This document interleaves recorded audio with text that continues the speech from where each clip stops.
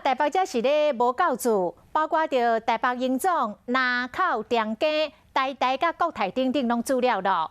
嘛因为疫苗有限，台北市卫生局来宣布，今仔日开始，这个疫苗集中配发予联医附设的院外门诊部，其他病院暂停配送。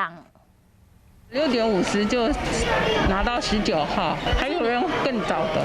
人讲3天早趁1天，连公费流行感冒疫苗，嘛要脚手较好的才有通住。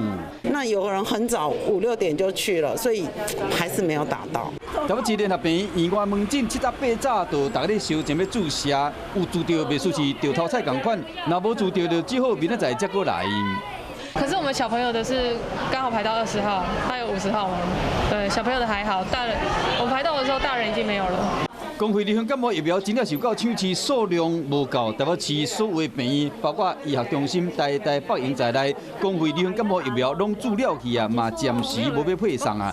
台北市卫生局为今仔日开始，刚来集中配发台北市联医附设的12区院外门诊部。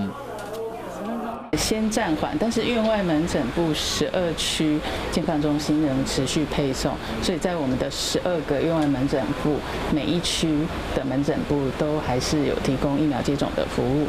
是讲院外门诊，逐天限量是100支，想要住的乡亲，脚手若疏疏，恐惊就住无。